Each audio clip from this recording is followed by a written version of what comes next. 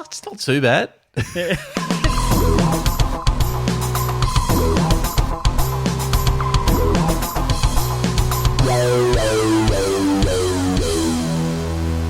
Hello, everyone. Welcome to the Deep Drop. This is a fishing podcast with me, Luke McCredden, and this guy over here. What are you smirking about, Adam Ring? Welcome, everyone, to episode 166. Now, we don't normally read the number off the top like that, so I'm not sure why I did it, Adam, but it just feels like it should be read out, you know? It just felt right. Yeah, okay, good. Welcome, everyone. If you're new here, it is great to have you on board. And if it's kind of your first year of jumping on, welcome. 2026 is a great year to start. And you'll soon get a bit of an idea about what the Deep Drop is all about. But typically at this point of the show, I throw to my good friend Adam to try and make some sense of it for those who are still unsure of what the Deep Drop is all about. The Deep Drop is like a freshly air-conditioned room on a 45-degree day. You know that feeling when it's hot as fuck outside? And we, in Victoria, where we record this podcast, we very swiftly went from the worst summer ever to the hottest summer ever within a course of 2 weeks, I reckon. The absolute worst and coldest start to summer that I can remember. Then all of a sudden, it decided we were going to get multiple 45-degree days. Some parts of this state set records recently where they reached near 49 degrees. When you've been in the car, and modern cars are awesome, air conditioning is awesome, but it's not that awesome when it's 45 degrees outside. When you get out, there is sweat dripping from everywhere. And you step into a house that the aircon's been running for a little bit. Is there any better feeling than that? No, bliss. That's kind of how I feel when I hear the Deep Drop intro music. Nice. That was quite long-winded, but we got there, and I loved the journey to get there. I really enjoyed it. It was good. I'm struggling, and I like it because when you crack that door open and you hit that cool air, it's good. It's so good. It's so good. Well done. Okay, so that's kind of what it's like. If you're still unsure, stick around. You'll work it out for yourself. Yeah. For those who have been along for the journey, Adam, and it is becoming quite a journey, and we are so thrilled to have everyone on board for whatever their journey has been, whether it's been 166 eps or 12 or 50, whatever. Great to have you here. And we hear from a lot of the community, Adam, the Deep Drop community, regularly across Instagram, Facebook, TikTok, YouTube, Spotify, you name it. And those are the places that I would encourage everyone, if you haven't already, to head on over, have a cheeky follow, or subscribe, or whatever you need to do, and just reach out whenever anything's on your mind, anything at all. Trust me, we get everything and anything from the community, and we love it. So do not stop. You and I do it. Yeah. You and I do it. Even when we're not even talking podcast or what we're going to do for a podcast. There's at least one phone call a week where it's, hey, you need to run something by you. Yeah. It's brilliant. And the community has been doing that for a while, and we encourage everyone to do it even more. And it's as simple as just jumping on one of those social channels. And if you don't have any social media at all, or even Spotify, you're listening some other way, that's cool. You could head over to the website ads, thedeepdrop.au, and flick us a cheeky email. Flick us an email. Is email for our generation like sending a postal letter? Maybe. Remember when you used to, Absolutely. pop a stamp on it? And Yeah. Can you imagine? Like that, can you imagine writing a note and posting it these days? Everything about it seems way too hard. Doesn't it? Yeah. What does a stamp cost these days? Were stamps affected by inflation? Probably, no doubt. What were they back in the day? 5 cents, $6.50 for a stamp now? Or? Probably. Just sending anything. Was it 20 cents for a stamp? Listen, speaking of sending, and this is the kind of people that we are, if you do want to get your hands on the very, very few remaining merch packs, the Deep Drop cap. Oh, no, I'll tap my cap, and I'm not actually wearing it. Your cap. No, I'm rocking it. I'll tap your cap. And I'll tell you what I am rocking, the Deep Drop stubby holder. Yes. That is still available, and we're covering the freight there, ads. We're covering the postage. So don't worry about it. Sure, it's costing us an arm and a leg, but it's okay. It's an $8.50 stamp, but that's okay.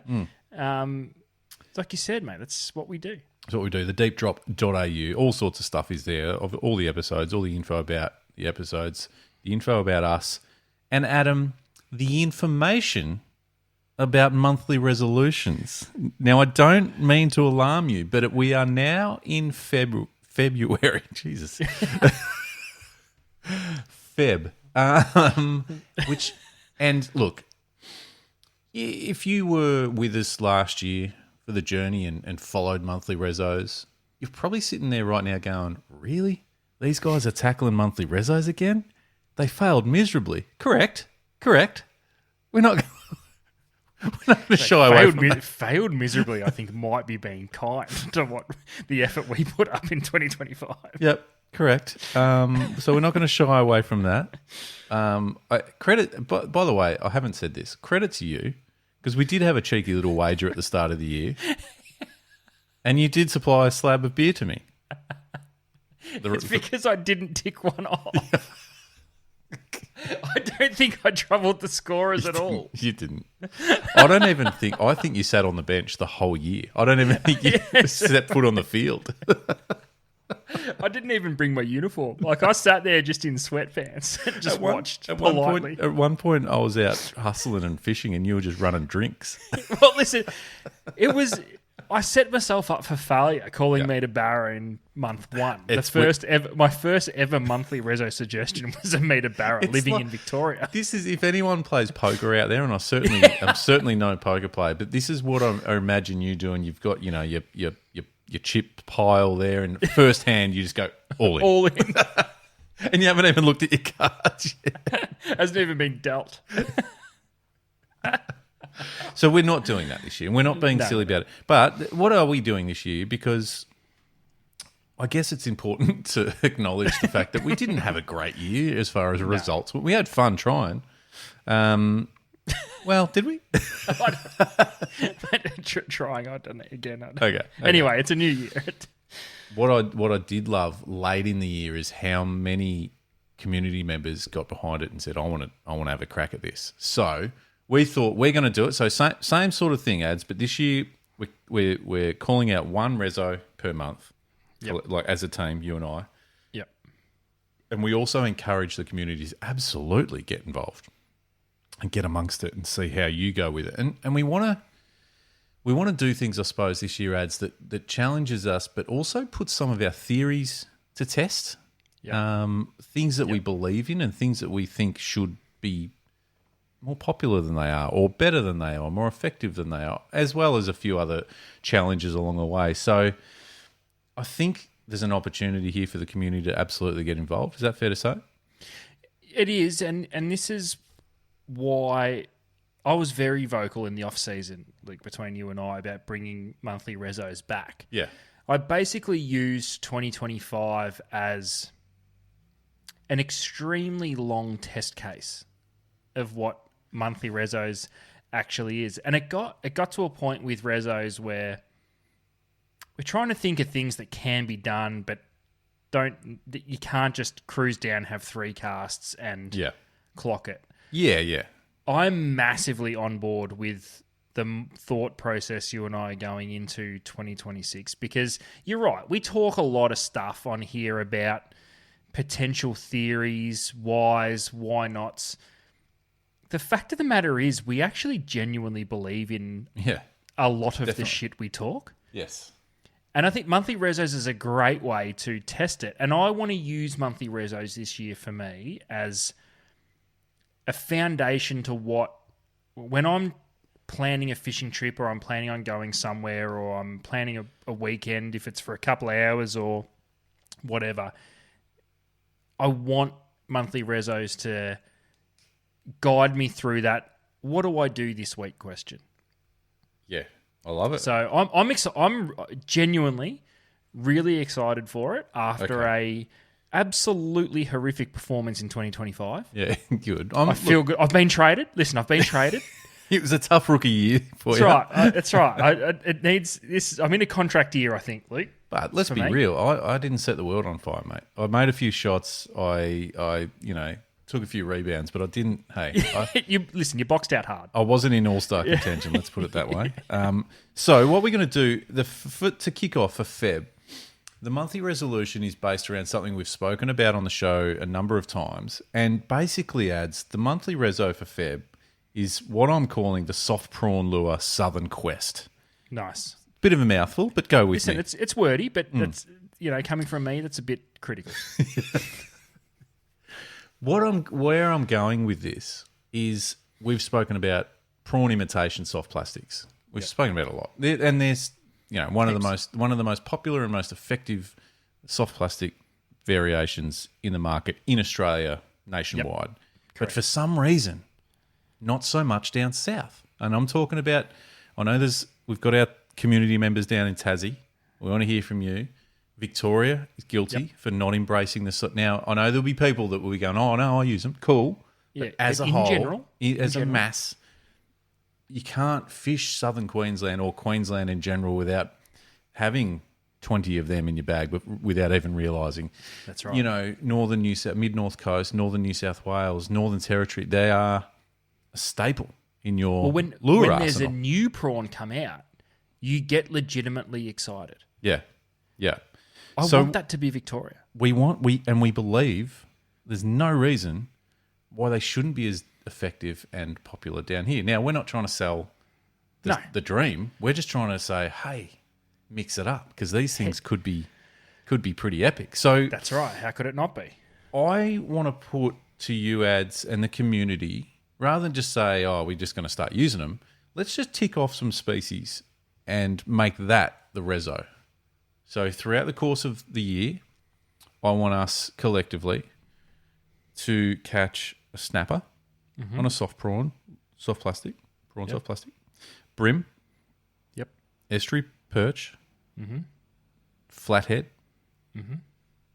dusky or otherwise, just flathead? Just flathead. Okay. And I want to also throw into the mix one freshwater species. Now, something that you and I aren't exactly comfortable with, the freshwater, sort of the natives, the yallas, the cods, I want to throw in a freshwater species into this. Now, I'm kind of suggesting we leave that open. Yeah.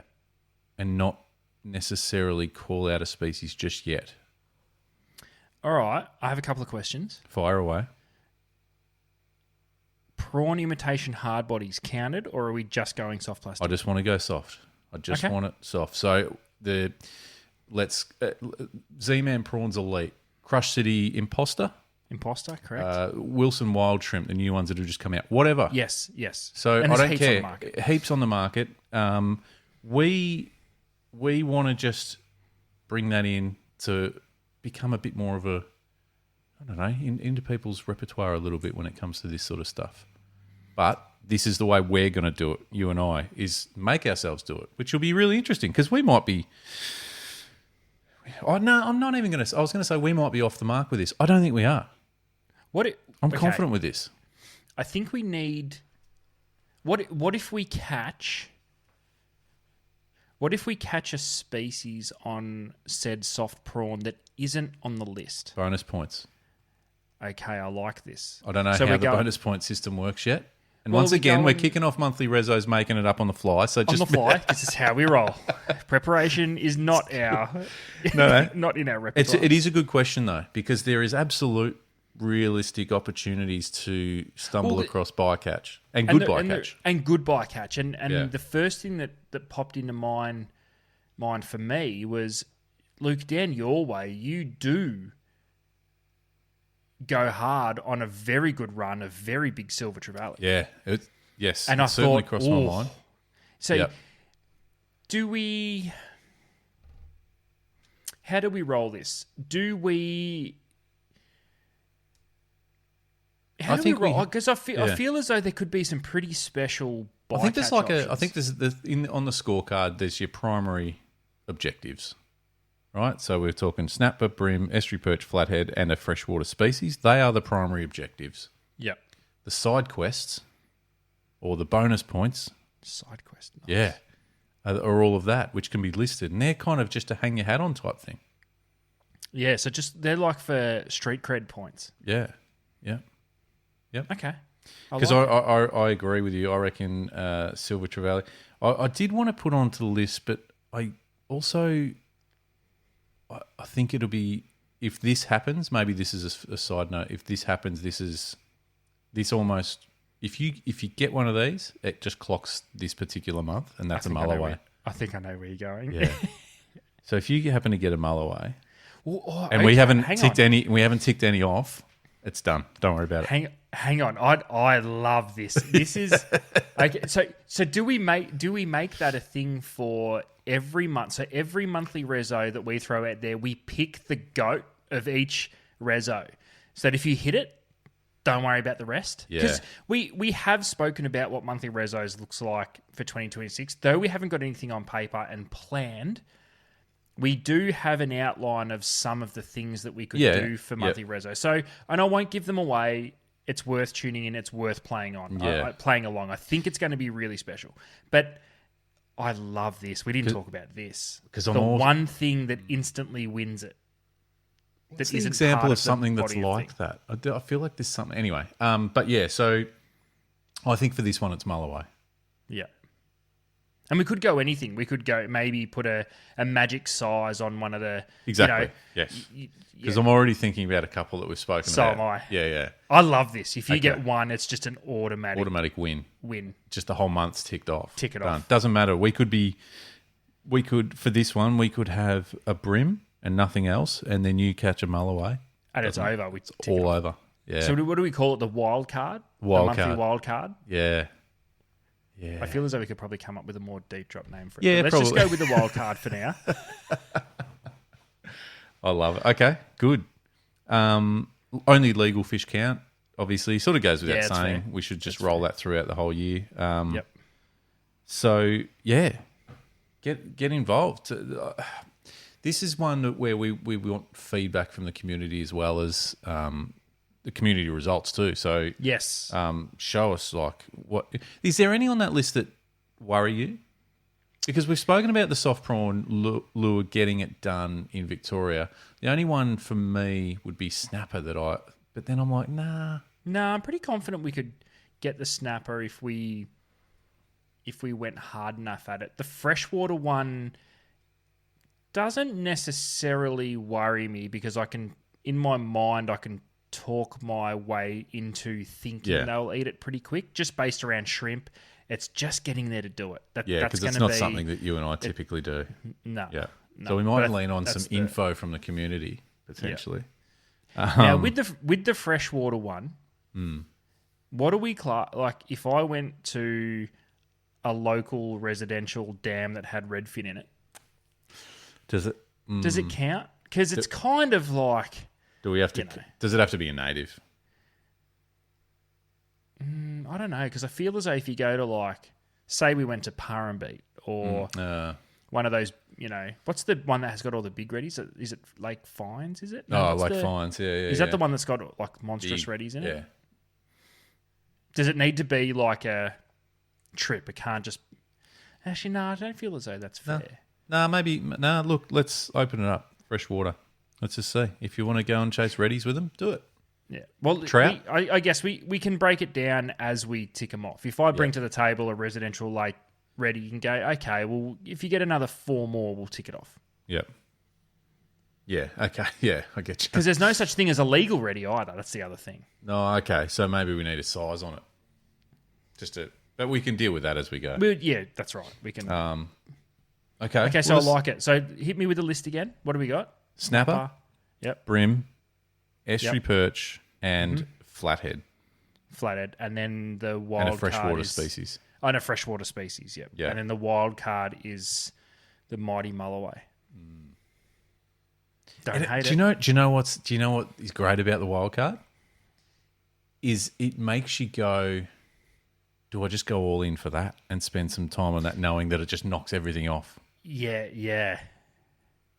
Because you could make this is great. Because you could make a really clear argument that collecting the species would be way easier than getting the one Mulloway. Well, yeah, exactly. which I guess is what makes it the wild card. Yeah. I love this. All right. This is so great. This is great. okay. This is awesome. Okay, so I guess the question to the community is: do we have enough species on the list? Now, bear in mind, 2025 was, average at best.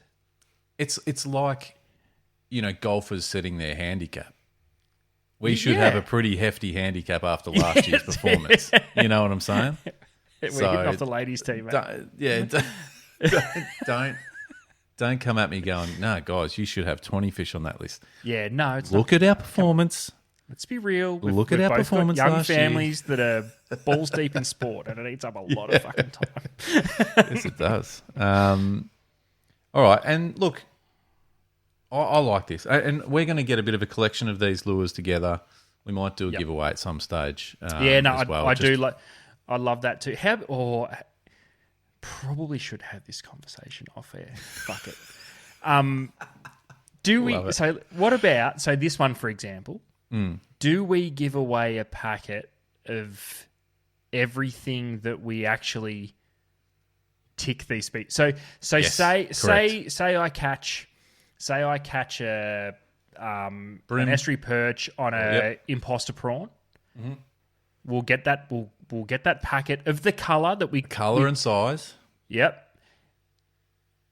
And for every fish you and I catch that ticks off one of those species, should we just give away that packet and do it as a big pack giveaway at the end? Yeah, well, I think when we tick it off. This is such an off-air conversation. I think what we Fuck. But you know what? The community can tell us what sort of prizes they want. I think what we do, Adam, is we collate the packets that we use to tick off these, which I think is where you're going, and we might set up half a dozen bundles that we give away. How's that sound?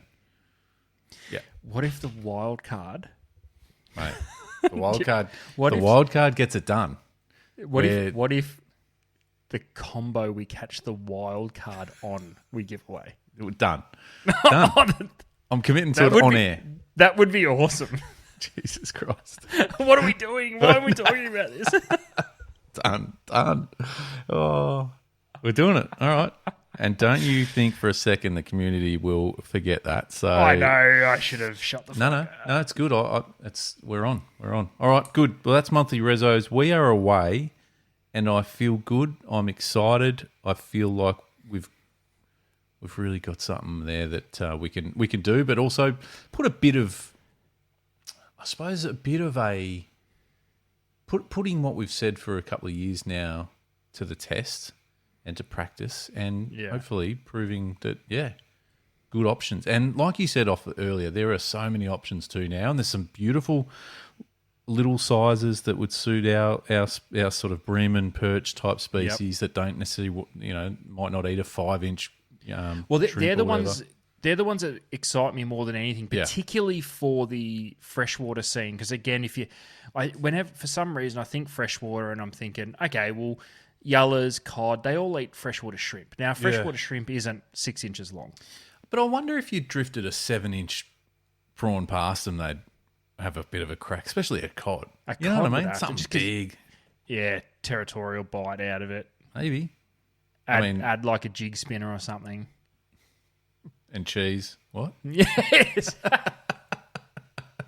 What if we got a cheese mold shaped like a prawn? Would that work? Is that legal? Yeah. Rigged on a jig head, of course. Yeah. I don't know. Are we allowed to use scent? Yeah. I think we're allowed to We can smother a bit of S factor. Yeah, well, I think we're allowed to fish them the way we would fish plastic, or however we feel. No, that's a great point. That's a great point, actually. How we would normally fish. Yeah, we're not doing. We want to treat it like we're treating it as if we want to catch fish. We're not fucking around. Yeah, well, you might be. Well, I spent all of last year fucking around. I need some imposters. Stat. Can you organise it for me, please? Can help. I need heaps. Can help. All right, monthly reso. What do you think? Get involved, community. This is for you, Cleveland. Looking for your next fishing weapon? Bar Crusher is Australia's #1 fishing boat builder. leading the industry in design, excellence, and quality. For the most advanced plate aluminium fishing boats, or to build your dream boat online, visit barcrusher.com.au. Luke, we have some fun on the deep drop and stuff around a little bit, but something we don't muck around with is safety on and around the water. Correct. And as we come into the time of year that people start getting their boats ready, we urge everyone to check your inflatable life jackets and that they are in working condition and have been serviced. The manual and auto inflate options from Response is perfect. Lightweight, compact, comfortable, and even a kid's size option so you can have the whole family covered. Remember, for every person on board, there must be a life jacket on board. Check your local authority guides for all the legal requirements. Safety is everything, and Response from Life Jacket Solutions has what you need. So check out the Response range and where you can buy them at www.jmgillies.com.au. Luke, I'm annoyed. It's happened. Shit. Why? What's happened?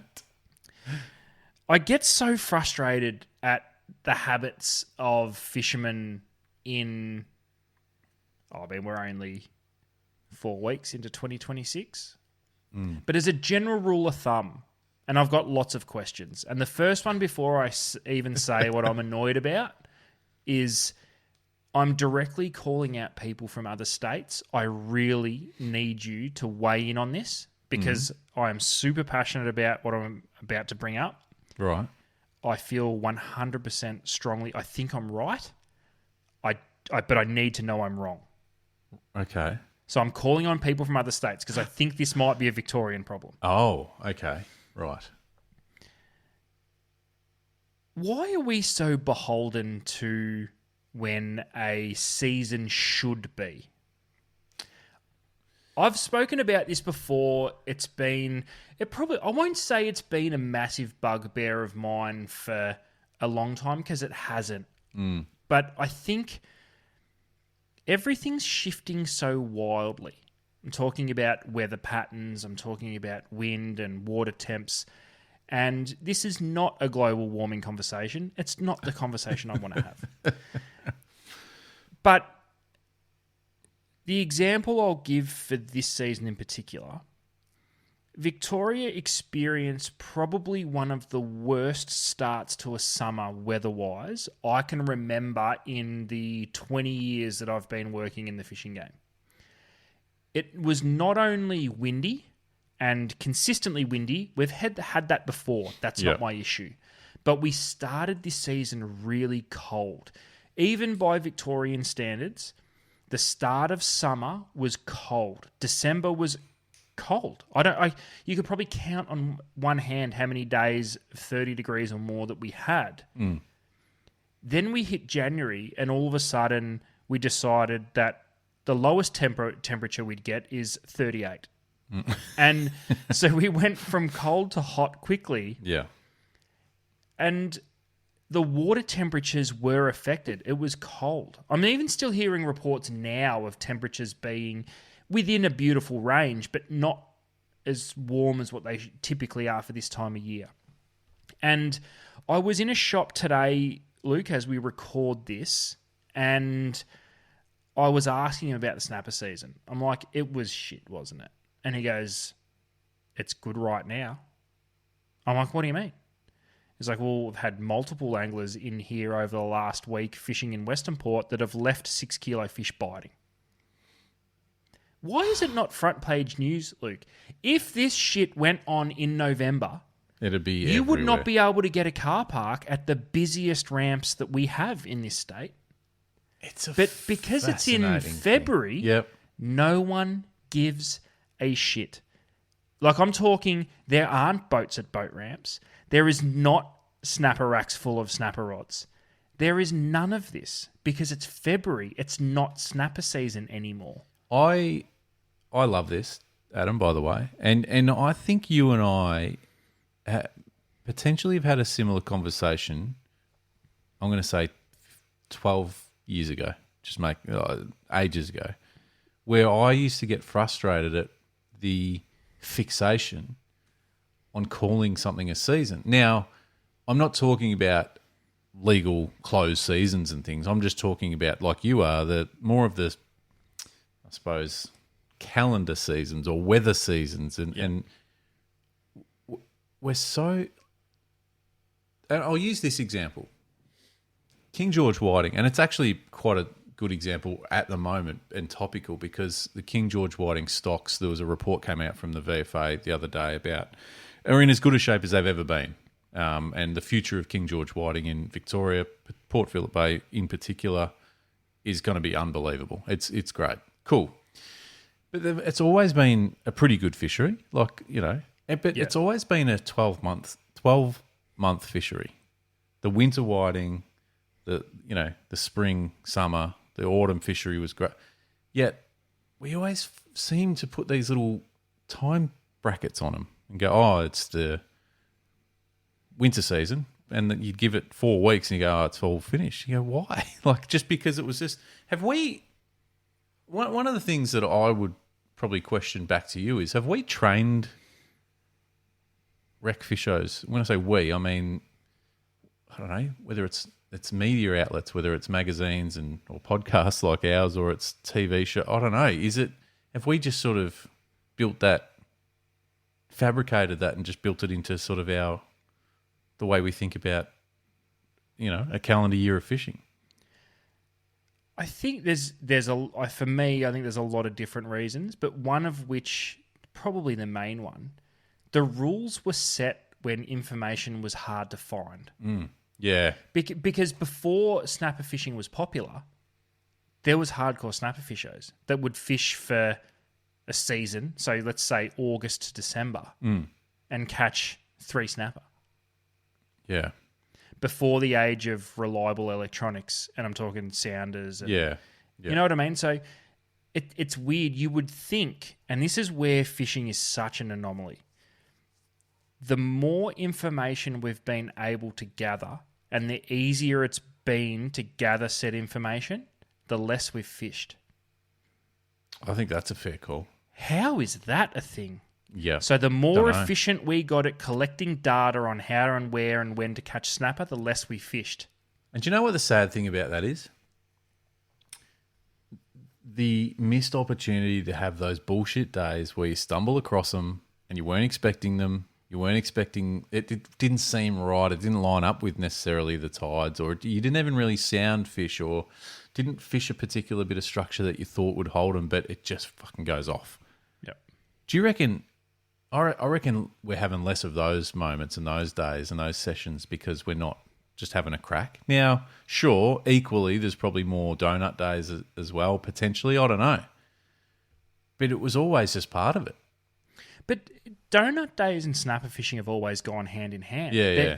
They're not necessarily, I would say, an easy fish to catch. I just think when they go, you're a chance at any given day of catching 30.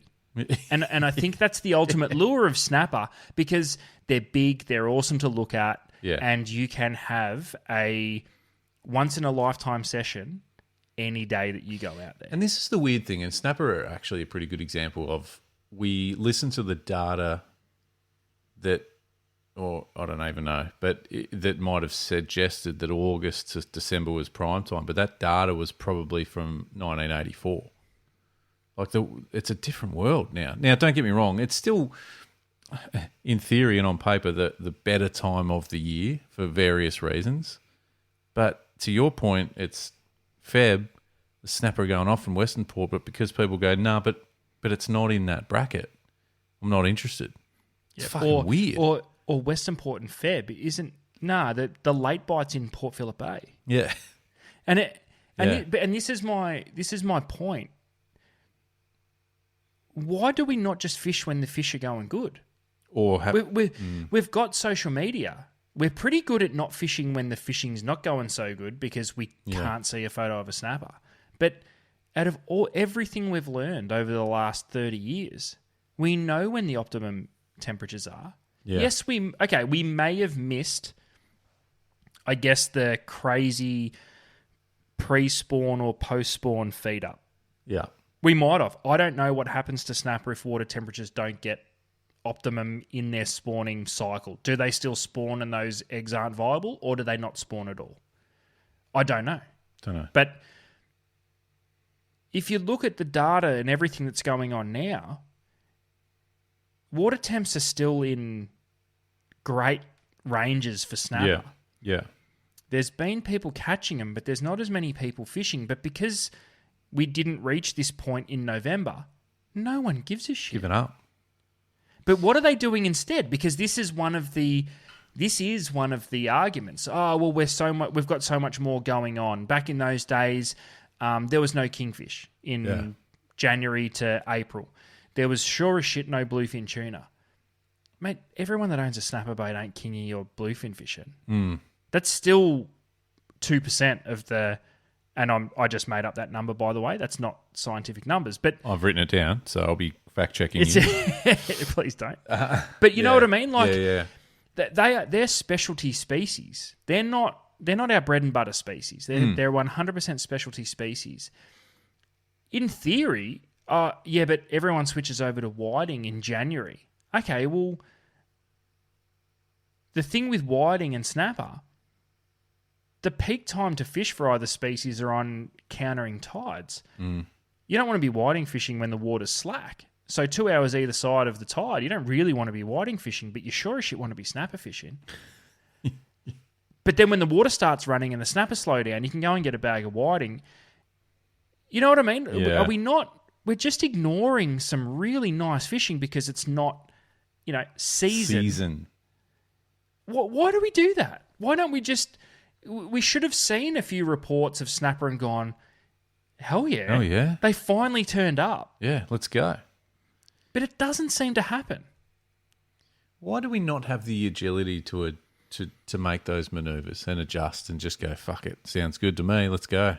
Yeah. Oh, snapper are going. Should we go and do a snapper trip on Saturday? Tide's at 6 a.m. We've got a daybreak with a tide change. Everything looks pretty good. Should we...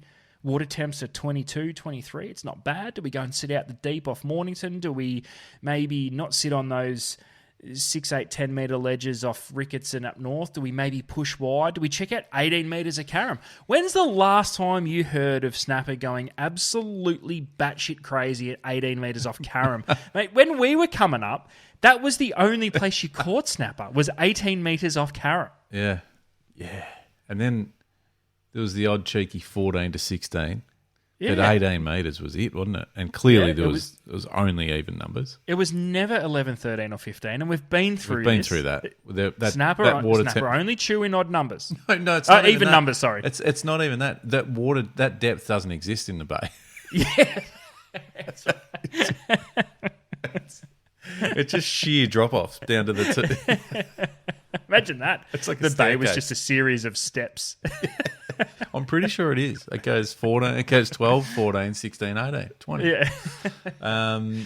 It is a fascinating one. And I do think we get fixated on the season thing. But I'm kind of sick of thinking it's like what? Like I need to know an answer. Now, obviously, around the country, because we reach a lot of the pockets around the place, so we're talking pretty local here in Victoria. But there are obvious things that are very seasonal, and I'm not. And and I know I said about the actual legal seasons, that's a different thing. But there are things that are clearly, and even weather-related seasons. You think about the runoffs about to kick off up north at the moment. From all accounts, going to be one of the better runoffs too, with the rain they've had. So that's exciting. So that's very much that's an exception. There's probably exceptions in some of the blue water currents that push down mackerel and things like that. Like you can't just go, well, there's no current there and the water's completely fucked. I'll go for a look for a mackerel.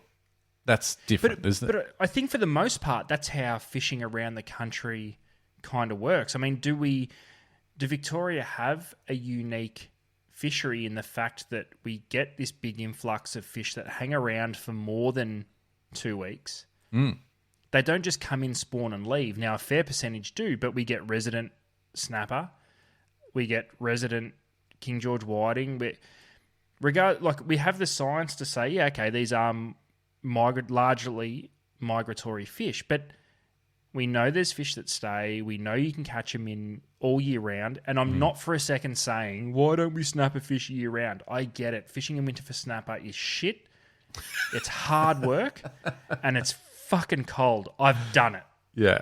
Mind you, I learnt more about snapper fishing in that one winter than I ever in my life learnt in summer. But that's not what I'm saying. I'm saying why in the warmer periods when it's nice to fish, we still don't.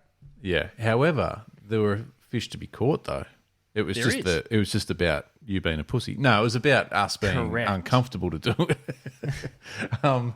No, it was more about us being uncomfortable. So that's a different story because if you live down where we do, it is miserable in winter.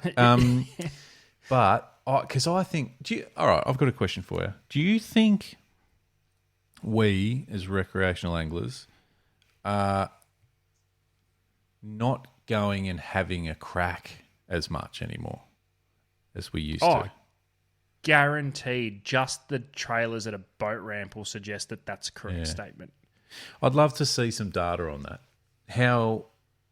And look, maybe, I don't know, maybe it's a difference in the kids growing up, coming up now and when we were, but you just, there was an element, yeah, sure, you'd flick open a weather app but for the most part, you're just going.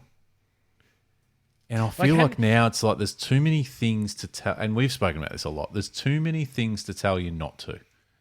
Well, how many anglers out there do you think, when you're looking at a weather app, let me know your thoughts on the brackets and when you see a wind. So 0 to 10 knots, you're like, just go. Yeah. When you see 10 knots, what do you think? Well, it then depends on direction and where I'm fishing. So if I'm out in the open, different story. But if there's areas where I could go, I can get away from the 10 to 15. If you see 12 or 13 knots, what are you thinking? Again, just depends where I am. It's starting to get a bit, nah. What do you reckon the wind point cutoff where most fishers go, it's going to be shit? I reckon that and again, going back to probably our mindset, and I say ours because I think you were in this bracket too. I think if you saw 20, it was probably a write-off. But anything under you could probably deal with.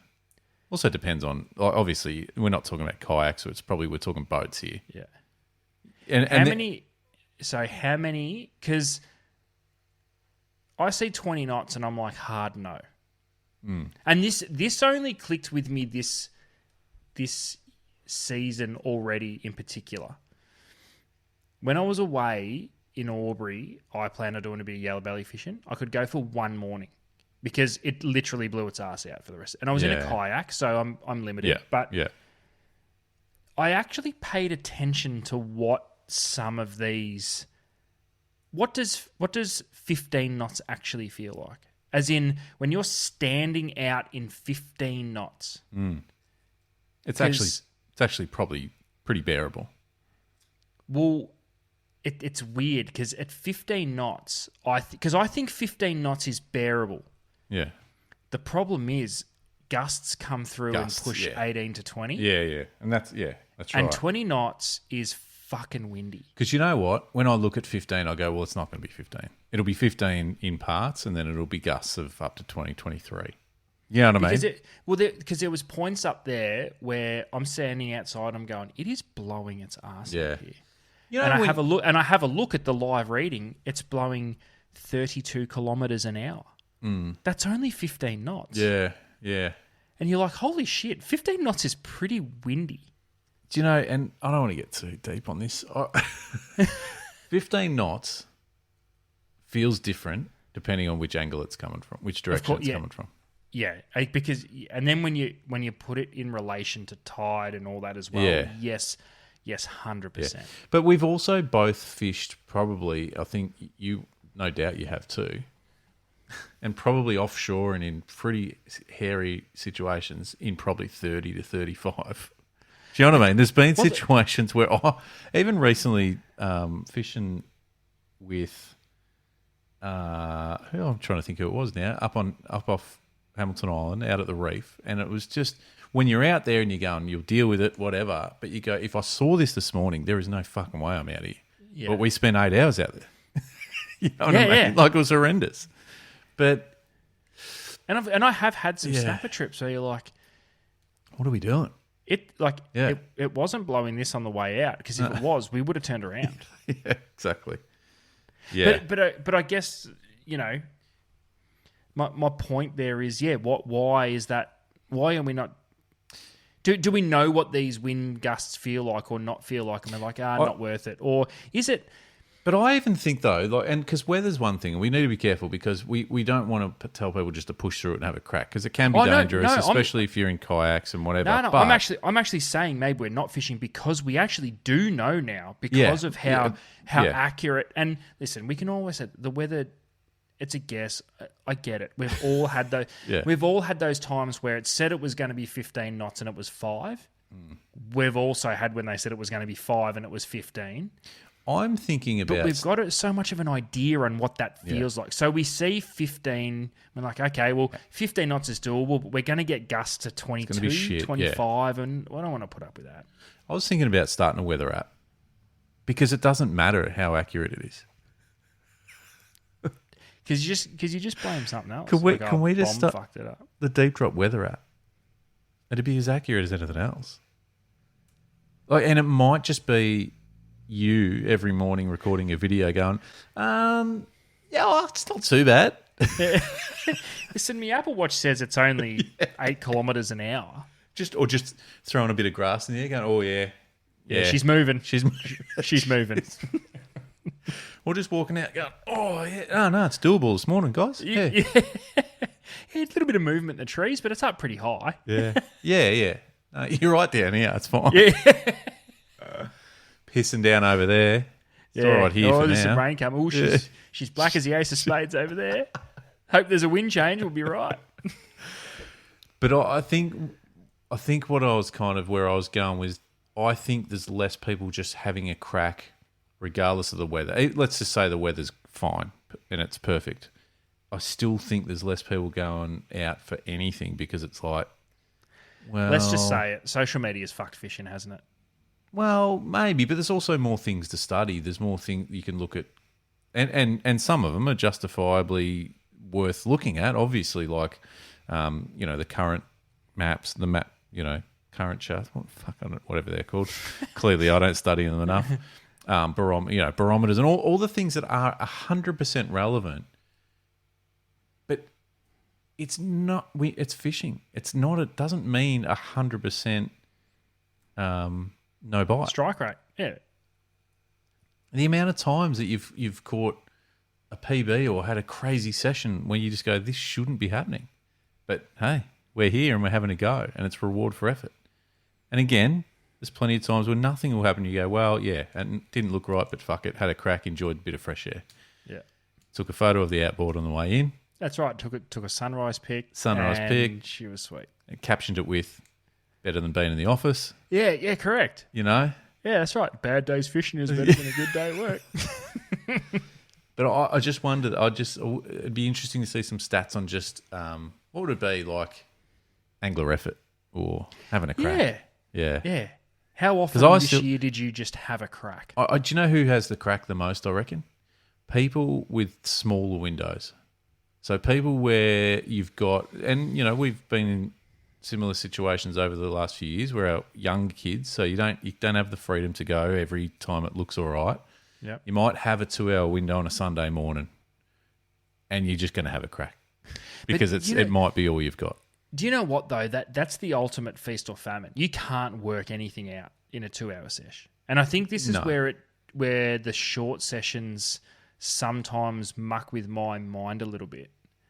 You're like, fuck, I've only got 2 hours or 3 hours here and there, and it's all good. Like, it's fine. If I get a couple, I'm happy. But you can never spend enough time to try and work out what's happening. Yeah. Yeah, I know. Do you know that the other thing about not having a crack is it could backfire? So if you're one of these people that only will go when everything's right and you fail, that's on you. Yeah, that's on you. Do you know what I mean? So what do you got then? What are you going to blame that on? If you're only going out when everything's right, the moon, the barometer, win chart, the fucking live scope saying yes. But that's a myth. It never happens. It never ever happens. I guarantee you, the next time you look at the weather app and you see it's only going to blow 5 knots all day. Yeah. I guarantee you it's a full moon. It is uncanny how often the wind doesn't blow around a full moon. Or you check the tides and dodge tide. You're fucking kidding me? Yeah. Yeah, but, it's fair. But again, this to your point, I think just having a crack is way more valuable than sitting at home doing nothing. Yep. I agree. But it's hard to and I'm not suggesting it's easy. Times. I'm not suggesting it and it'll always work or anything like that, but I still would get out and have a bit of it. Because the other thing is that you might go, nah, wait, I'll go tomorrow in a couple of days, and then all of a sudden it blows for 3 weeks in a row, and you just can't. Yeah. You know? And then you start getting frustrated. Yeah, and end up having a conversation on a podcast like we're just having. So and not ticking off monthly resos for a full year. Yeah, that happened. But nah, fair enough. All you said to me today was, I'm annoyed, I want to bring something up. So I wrote, Adam gets annoyed. Yep. And I am annoyed. I'm annoyed at the fishing fraternity in Vic. Why do we ignore fish? Because it's out of season. Yep. Yeah. Stupid. Good. Well, here's something that might cheer you up, Ads. I think it's time we rip into this.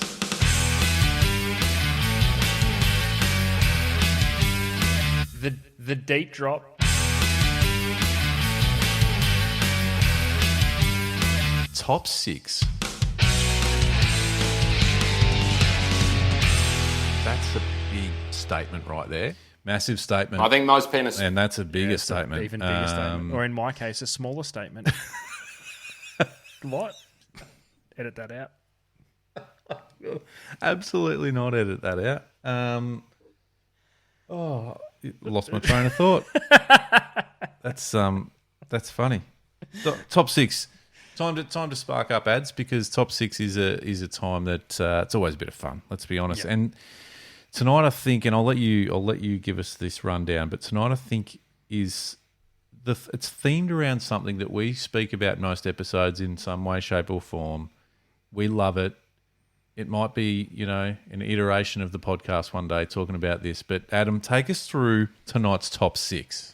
We are, of course, talking tonight about the top 6 musical eras, or the top 6 eras of music. And this was really interesting, Luke, because, listen, we bang on a fair bit that we don't do much preparation. Well, we've turned over a new leaf, and we do a little bit of preparation. It seems to be around everything that's got nothing to do with fishing that this podcast is actually about. But here we are. There has been some unbelievable eras of music, and people are going to get highly offended at some that we may have in the top 6 or left out. But I just want to say, just talking about the eras of music and some of the bands and artists that these eras entailed got me so unbelievably excited.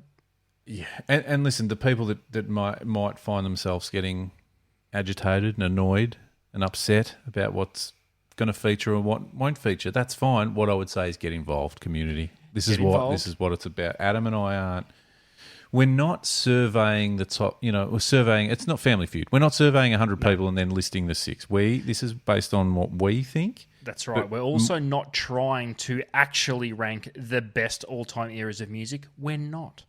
We grew up in the area that we grew up in. We liked the music that we liked, and it's going to shape and dictate what's in the top 6. And absolutely, and I think it's just off the top. It's important to say. So when you think eras of music, we're not just going 90s, 80s, 70s. We thought we could do that, but let's be more specific.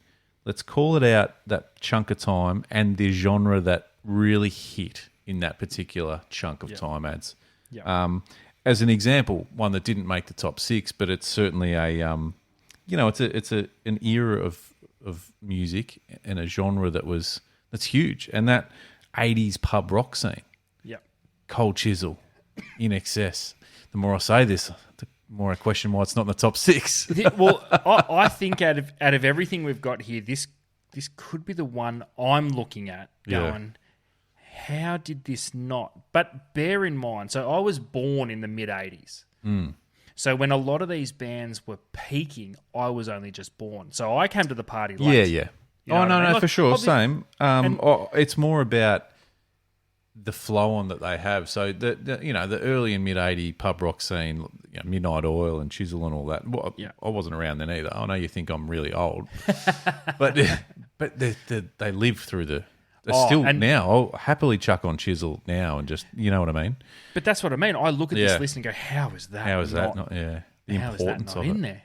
Yeah. Yeah, and another one, which is an honourable mention for me, and if you're a 90s kid like I was, in the mid to late 90s, when Triple J was good.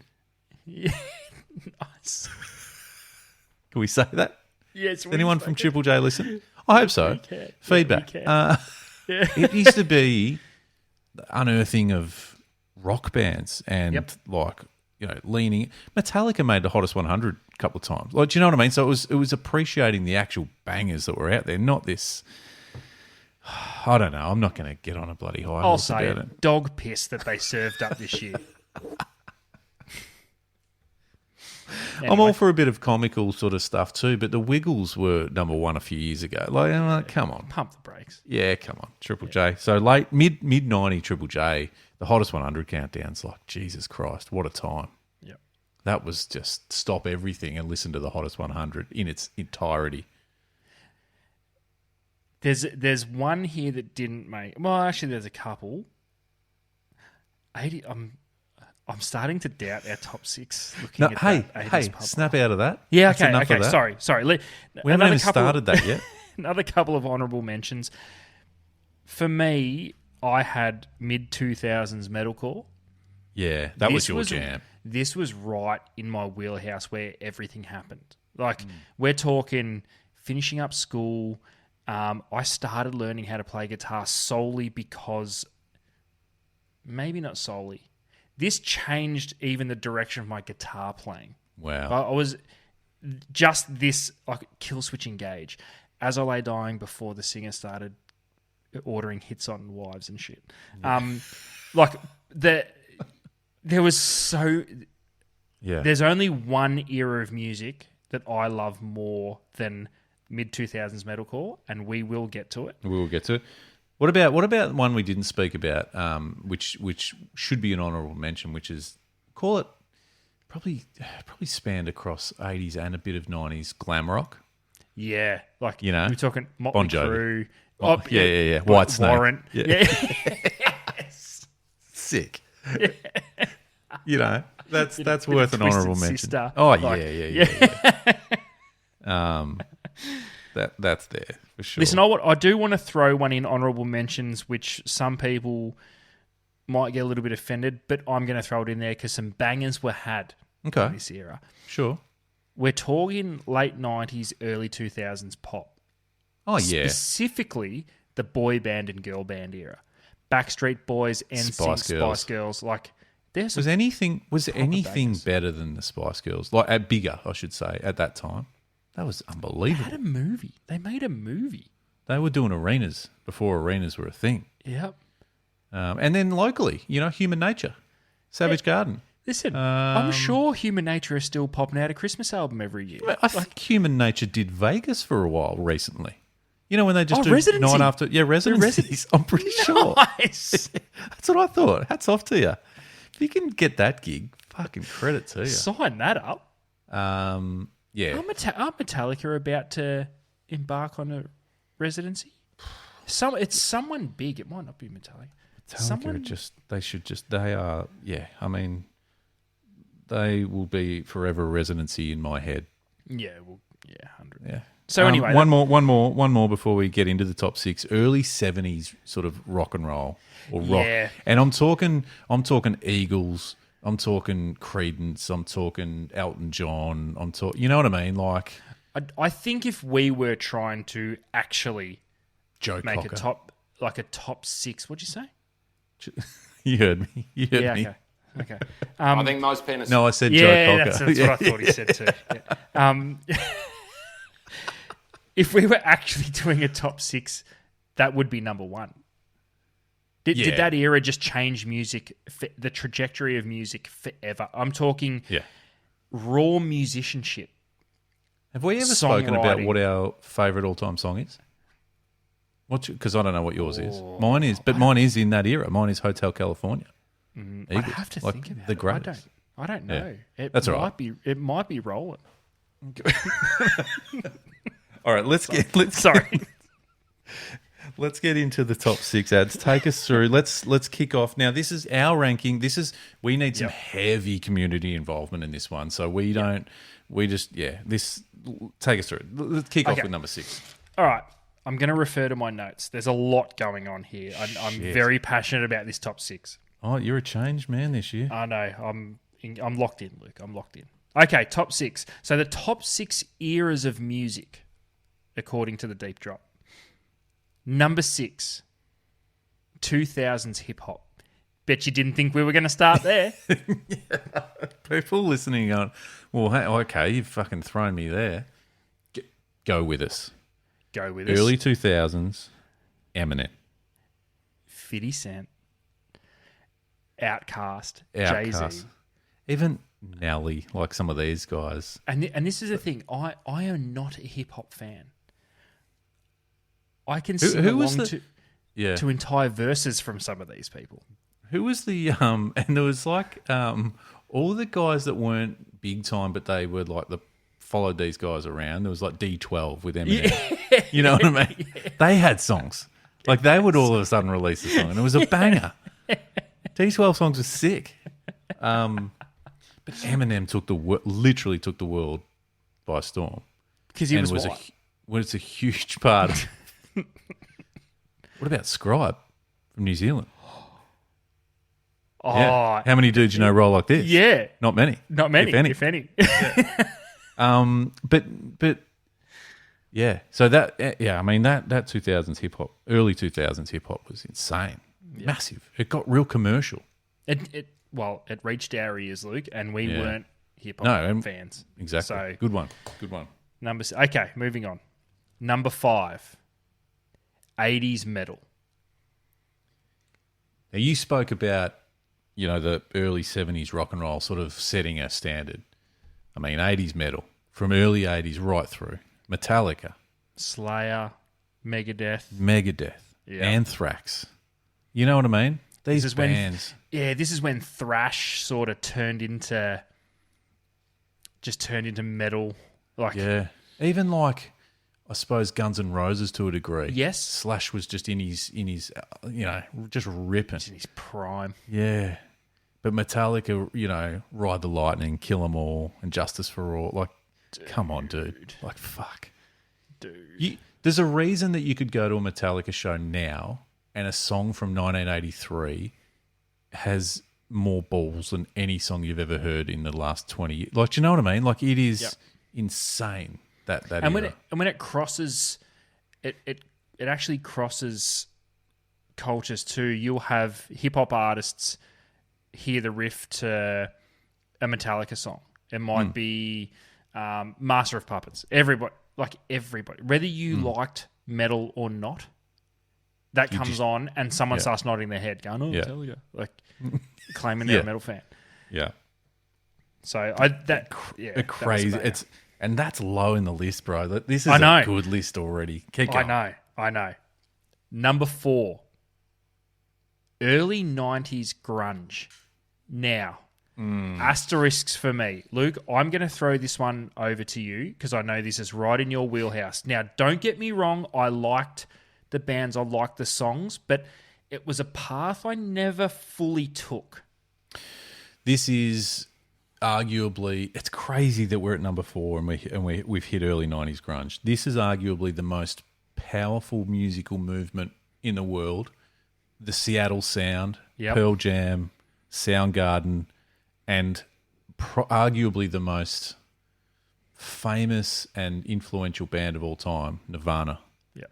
Like, what a moment in time. Yep. Again, it was a branch I never fully immersed myself in, but you're right. There wouldn't be too many other eras on this top 6 that actually changed the course of music history. Oh, yeah. I mean that and the list goes on. Like I said, you sort of think about that. For me, I think about that era, and I think Nirvana, Pearl Jam, Soundgarden. But Jesus, there would be 100 bands you could reel off that just slotted themselves into that movement, and what an era. So I think a worthy number 4. Some people are going to get offended, but listen to it. We're getting into the top 3 now. We're at the pointy end. Just reserve your judgment to the end.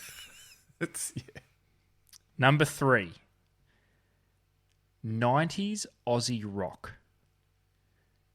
Talk to me, Luke. I love this. Now, this is where people might get funny, but what you got to understand is it's about how the impact it had on us too, because people might go, well, hang on, you're comparing Nirvana to Grinspoon? No, that's not what like we're doing. that. But the 90s rock scene still is arguably my favourite, just combination of bands, Aussie bands. And can I just reel a few off? Go, please. Powderfinger, UMI, Grinspoon, Silverchair, Regurgitator. Damn! Jebediah. Yes. You could see the Super Jesus. Spiderbait. Super Jesus. There's a band I haven't heard in a long time. Something for Kate. Yep. It's insane, and again, it's another one of that list could just go on forever. Yeah. What a time in Australian music. Oh, I love everything about, and the amount of concerts that I went to as a, I don't know, mid-teenager sort of thing, just, opening my eyes to the world at some of these shows. The Living End. Yeah. Yeah. There's been some pretty epic Aussie rock bands. There has been. But yeah. Oh, no, there has. And you could almost bundle into that, especially early on. It's probably almost a bit 80s, but certainly into that would be like the likes of Screaming Jets. Yeah. Just peaking in that early to mid 90s sort of era. Yeah. And they cover a few of these groups of bands actually, pub rock and just, but Powderfinger, they're just about top the list, I reckon, when it comes to the 90s bands from Went forever. Bands. Yeah. I look back on that time as like the Channel V era. Channel V era. What an era. That could have been the subject line of this particular. Yeah, because they would have those bands playing every live, whether it was Big Day Out, whether they were small studio shows live at Channel V. Big Day Out. Andy G and James Matheson. Yeah. Oh, and Osher Ginsberg, I should say. Yeah. Yumi Steins. Yes. I've lived on Channel V, dude. That's so all good. I would do. It was so good. High school, before and after high school, just Channel V. Yeah, we used to record some Big Day of the... Yeah, it's Big Day Out. You used to record Big Day Out on Channel V. I used to do that. Because they would show your favourite bands. Yeah. Oh, dude. Yeah. So that was only number 3, Luke. We still got 2 to go. Keep it going. Keep it Okay, rolling. number 2. Now we're at, for us and our era and what we're into, Luke, we're at GOAT status for the next 2. Yep. Thank you. Number 2. Late 90s punk. We're going hard here. We have specifics. For me, there is a GOAT of this era that is so influential on me, but also was a band that I literally grew up with. To recently have gone and seen them again in Melbourne, reformed, and that is Blink-182. Yeah. And what a fucking time. Featured on everything from skate videos to teen movies. To they were. I remember when Enema of the State came out. Yeah. Obviously, I'd listened to what Dude Ranch was. Dude Ranch. That. Yeah, Dude Ranch had like Damn It.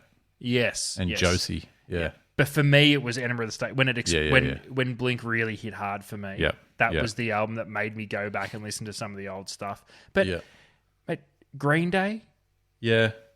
Some of their early stuff was really cool. Insane. Unwritten Law, Pennywise. Yeah. there's just some bands, and we were talking about it beforehand, and no effects. And just a shout out, and I think I mentioned it off air, but a shout out when we were talking about 90s Aussie rock, but then we were talking about 90s punk rock, and for me, there's a crossover, and Frenzal Rom were one of my favourite bands for a long time.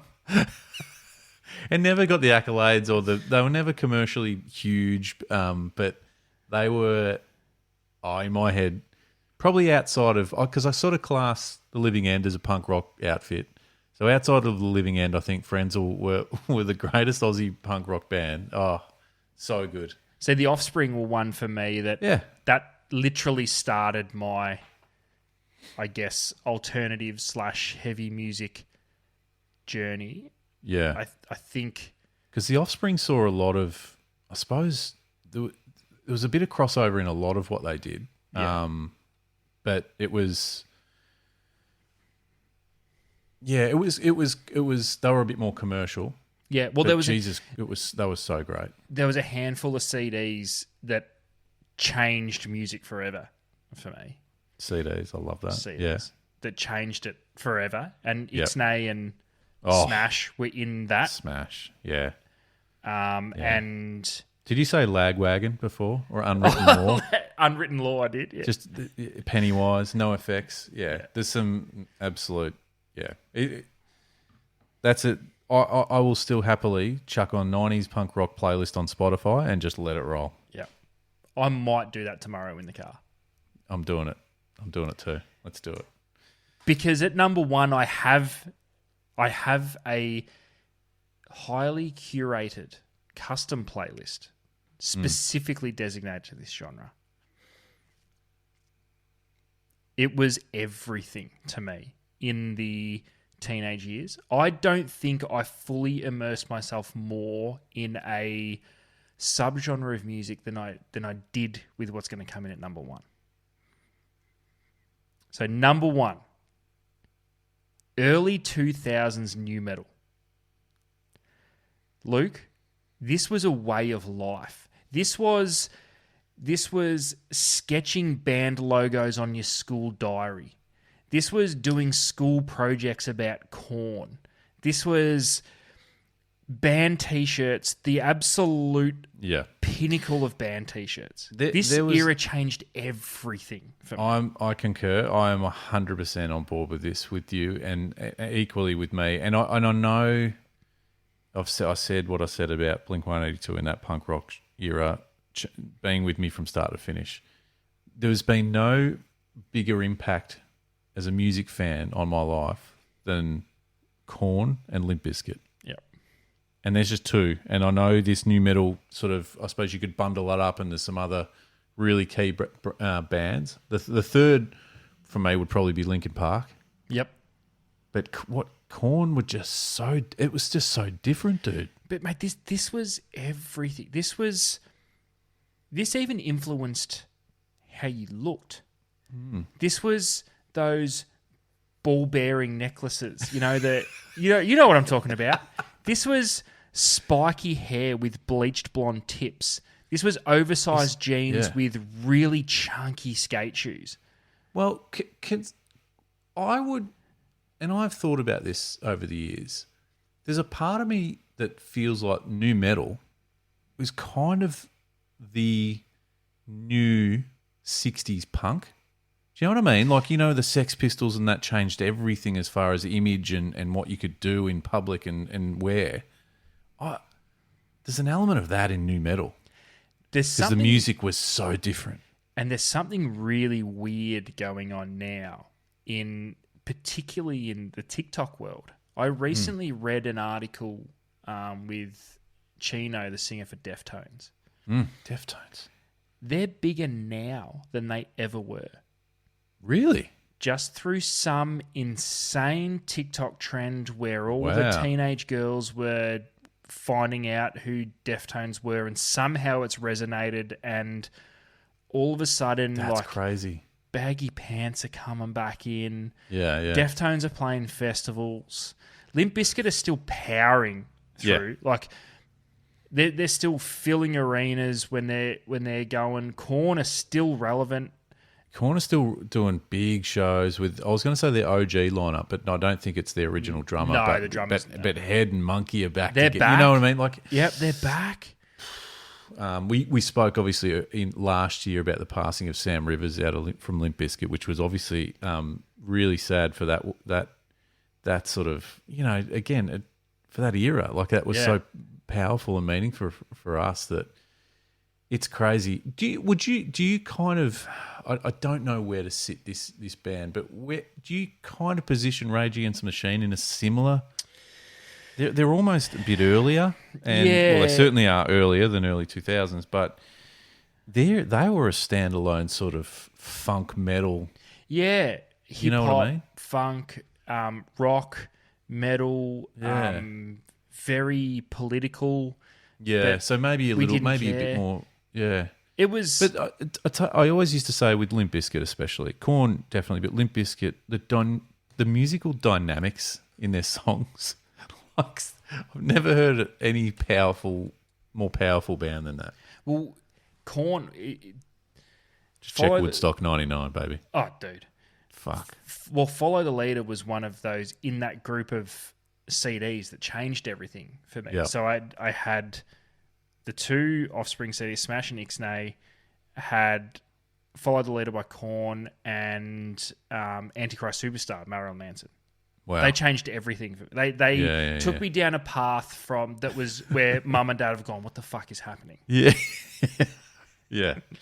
And I never grew out of it. No, I reckon I was one album earlier because I'm a fraction older than you, just a tiny bit. Just a smidge. So the Korn album prior to Follow the Leader, which was self-titled, I think. No, Life is Peachy.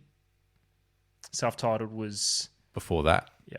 Yeah, well, that shit. I'm 2 albums before you. And the that was with Blind and all that, yeah? The self-titled one had Blind on it. Yeah. Blind literally changed my life. Yeah. Shoots and Ladders, Clown, Ball Tongue. Dude. What is a ball tongue? Anyway. There is another song I'm leaving out on purpose. Yeah, good. We all know what it is. Yes. What was Wicked on? Was that Life is Peachy? Life is Peachy. Yeah. But then when Follow the Leader, Freak on a Leash. The video clip for Freak It's on a on. Leash.